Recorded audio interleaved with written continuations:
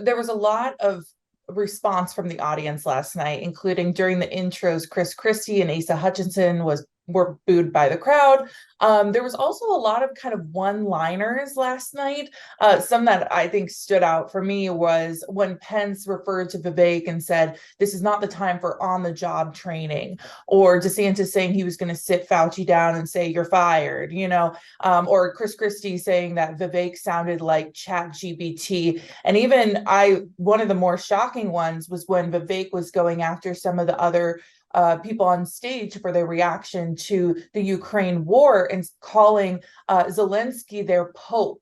And so what do you think these one-liners end up having to do with the audience reaction? Do you think those even resonate? Do you think they're like just catchy phrases so that, they can make some headlines? How do you think that gets through to voters? Well, I think it gets through the voters just from the fact that we're talking about it right now. That it's nice, of course, if it's a line that lands during the debate, which is to say that you get a reaction from the crowd, particularly if it's applause. If it's boos, not so much. That's not what you're necessarily looking for. Although when Christie at one point was making a point and the crowd started booing him, he said, "Look, boos are allowed. This is America. You can disagree with me, but here are the facts." And so again, and Christie, again, even if you don't agree with him, he did fairly well in terms of making the points he wanted to make. But as far as the one-liners are concerned, it's the kind of a thing that, sometimes these things are scripted for the candidates. Sometimes the candidates are sufficiently quick-witted that they can come up with these or have thought about them in the past. Because at least by the time we get to the debate, they've had to answer some of these questions, even if not face-to-face with the candidates. Sometimes the candidates have had events where they appear sort of one after the other rather than all on the stage at the same time. And so they know what the other candidates are going to say. And so at some point they start to prepare responses. And that's not unusual. That's kind of expected. And in fact, even in, like high school debate, that you get used to that because you kind of run across the same competitors all the time. And so at some point, you know what they're going to say. So you prepare a response for the next time you may meet them in the next tournament or whatever it happens to be. And so it's the same idea here.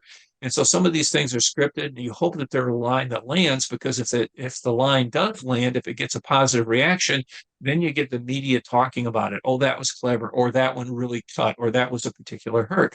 And so again, that's the thing with Ramaswamy, is that some of those lines about on-the-job training, or I had to laugh when I heard the ChatGPT one, where he's basically Ramaswamy's firing off all these statements that don't seem to have as much thought behind them, at least as some of the other candidates would have preferred.